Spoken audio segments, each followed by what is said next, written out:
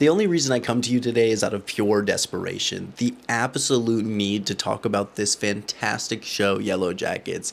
This show has had a grip on me because there is so many clues to gaining an understanding of where the show is heading, and I honestly really do hope that all of mine are wrong. Yellowjackets is a show about a group of high school girls who are on a soccer team and they are headed to nationals when all of a sudden their plane crashes and they have to survive out in the wilderness for 19 months until they are rescued. The plotlines flip back and forth between a 1996 plotline and a 2021 plotline, which would be a younger version of themselves and an older version of themselves, and we're trying to figure out what happened in between these two phases when they were out in the wilderness and modern day. If you're looking for a video that's going to recap the Yellowjackets entire plot in one video, that's not going to be this one. I'm just going to be diving straight into the theories. So the first person I want to cover is Lottie, because Lottie has a lot of very interesting elements about her. She sees and hears the wilderness, and most importantly, at the very start of the show, we see her taking her medication,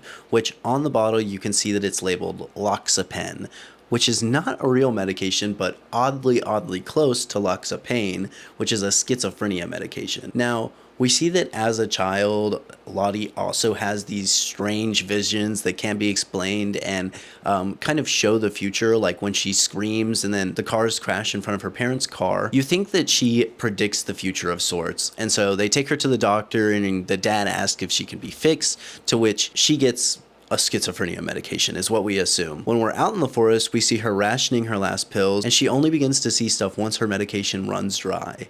Now, I think this is extremely important because Lottie is seeing and hearing and feeling the wilderness, which could be a schizophrenic-like tendency. I don't think that it's portrayed to its fullest extent because it is trying to be supernatural, so they're going to leave a lot of details out, but she is experiencing this schizophrenic vision out in the wilderness. As time goes on, we realize that maybe there's a bit more depth to it when the seance is happening, because we see Lottie, a wave falls over her and she starts talking French. But the first thing that I would like to point out is immediately, right as she starts talking French, Jackie, it says, but Lottie sucks at French. I find it really interesting in a show with written characters that you would bring up the fact that this language is one that Lottie knows. Ty is the next big one that's oddly scary. We see her out in the forest eating dirt, to which we think is one of Lottie's crazy visions, but actually ends up being real. And she also sleepwalks to these random places in the forest where she finds the symbol that we always see. Now, the symbol can be very interesting because there are a lot of theories online that this symbol is used more as a map for the previous people that lived here and doesn't have supernatural capabilities. And I strongly support this theory. I think that the only reason that Ty was able to find these symbols in the woods is because she's walking down man-made paths that lead her to maps of the path.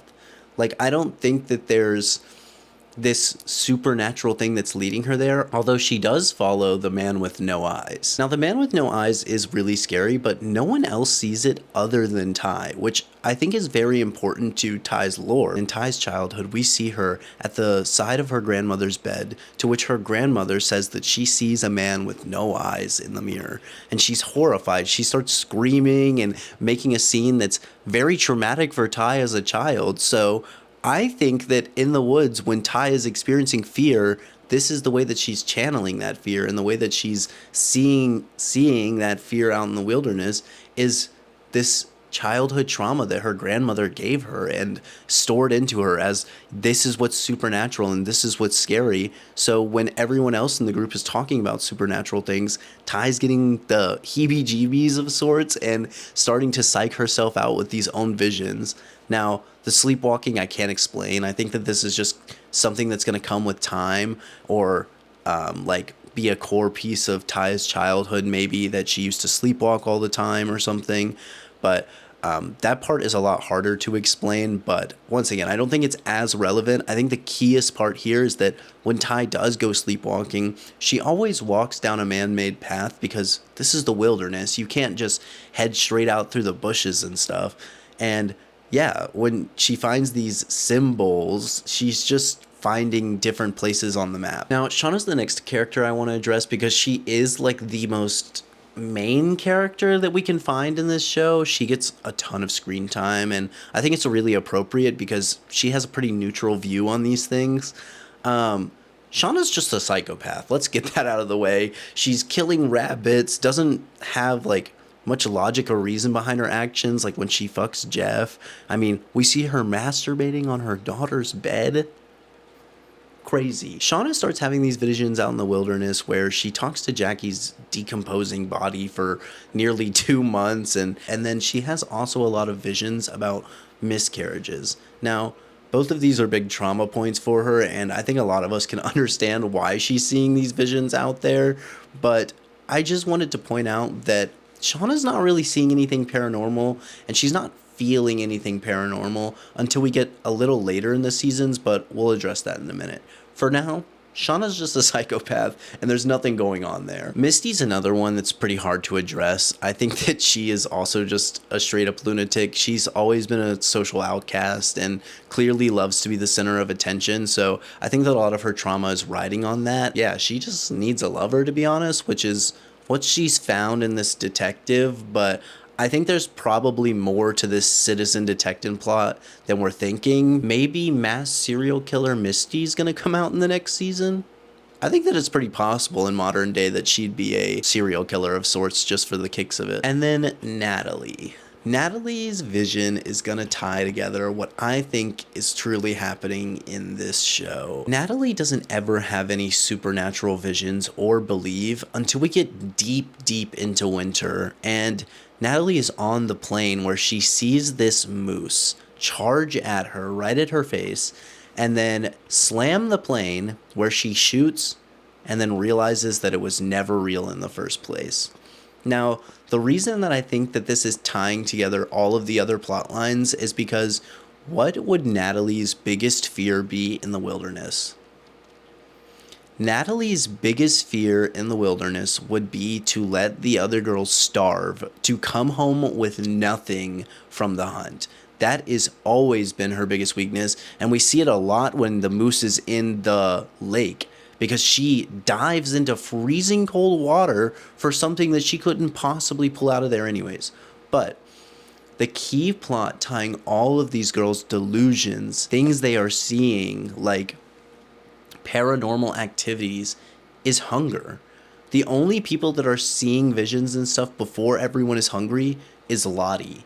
And after that, all of the other girls start believing because they're getting gifts from the wilderness, like when the bear comes. I just want to point out that no girl is seeing the same vision in this entire show. They all are like having their own delusions. I mean, even Van is like, I mean, she's not going psychotic or anything, but the only thing she believes is Lottie, because Lottie gave her some bone and said it'll protect you, to where she thought she was dying, but she came back to life. I don't know. Just doesn't seem like that doesn't seem supernatural to me. Like maybe she was just knocked unconscious by the shock of being attacked by wolves for a second, and maybe we shouldn't light her body on fire the first 3 seconds she's dead. But yeah, I seriously don't think that any of these girls are being controlled by a dark force. I don't think that any of them are being controlled by some haunted cabin guy theory. All these girls are very traumatized in their own ways, and also like they're super young, like they're high schoolers. So a lot of the fears that they are seeing are like these fears that other people have placed onto them, like tied with the no-eyed man, and Shauna with a miscarriage, and, you know, obviously being traumatized by what she did to Jackie. I think that the show is going to come down to a last girl standing kind of show, like where we see them slowly slip deeper and deeper into these dark and twisted parts of themselves, to the point where they kill everything they love, and it's just like a, you know, lonely loser at the top of a delusional chain kind of plot line. Oh, another vision I wanted to point out was the feast. I think the feast is a great like representation of their shared vision. Like when they get food together, they imagine this nice turkey and goddess outfits and to be clean, but in reality, like none of that's true. When they're all going crazy, it's more of these individual visions that they see from their own childhoods and their own trauma or their own medication or their own thing that they're currently dealing with in the wilderness. Not a lot of them are having these crazy supernatural things happen to them. Like, I don't see anyone flying like in Twilight. I don't see people running fast or their eyes glazing over. Like, all I see is a group of extremely hungry high school teenagers in the wilderness who are doing anything they can to survive. And I do think this will bring me into a next theory. I think that these girls will become more a part of the wilderness and like more animal personas because we're starting to see them become a little more animalistic. But specifically in episode 1, season 1, when we get to the pit girl scene, like you hear all these owls chanting, wolves howling, but they're clearly human voices like Misty and Ty in them. I think that they'll all embody their own animal persona out in the woods and like truly seep into this crazy, wild side of themselves, which when they get rescued will probably all fade away and be a huge part of their trauma as well as like, you know, is that still a part of me? Okay, let's address the 2021 plotline too when it comes to supernatural things. So Lottie's a cult leader, Ty's running for some political position, Shauna's a loser, and Misty's crazy. All of those things are true, but there's no supernatural force bringing these girls together. Like we see with, you know, the kidnapping of Natalie and the symbol, you're like, oh, is it back? No, it's just Lottie. You see the reporter coming out the woodworks to try and get some information on these girls. Who is that? Thaisa. Like, these girls are just doing stuff to each other. You think someone robbed the files from Shauna's safe? Nope, just Jeff. He just needed money for his business. Like, all of these things that you think are supernatural and can be paranoid always have this counteractive plot line, like a season later that can be explained logically. And I think that that's where the stuff in the wilderness is headed to, is like, yeah, maybe like we'll see some scenes rerun that like were actually what was happening versus what the girls were seeing when they were delusionally hungry. Now, another fun theory that I wanted to talk about is the pit girl theory, because there's a lot of people crafting theories online as to who the pit girl would be. I personally would love to be on the Mari train, although I can't be because I really don't think it's her. I think she looks the most like pit girl, but I do think there's a lot more going on with her before the pit girl scene happens. So the craziest theory I've heard about pit girl is that Callie, Shauna's daughter, could be pit girl, and that this scene you're looking at right here takes place in the modern day in 2021 instead of in 1996.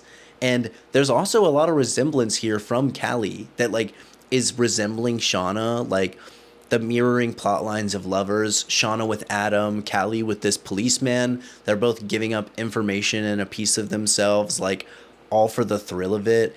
Callie clearly has this really dark and sadistic side too. We see her like being really shady and, you know, even with the gun in the wilderness. And then she also knows the most about the Yellowjackets too. Like she sees Shauna and Natalie and Thaisa and Van like all in their masks performing their hunting ritual again on each other, to which Natalie dies. So the theory is that maybe Callie gets roped up in it in the future, or maybe they go back to visit the site of the plane crash and perform the ritual again because of these paranormal forces that are calling them back to the wilderness. I think that theory slaps. There wouldn't be a better ending to this show than that. But sadly, the writers confirmed that this scene right here is the 1996 plotline and that Callie will not be the pit girl. But I do think that that theory was just like baffling when I read about it. It was so good. I'll put the Reddit thread up on the screen that shows the writers confirming that it's not real, but one of their favorite fan theories. Other than that, I am really excited to see what season 3 has in store, as it is right around the corner. I already told my partner to cancel all of our Valentine's Day plans, as we will be watching episode 1.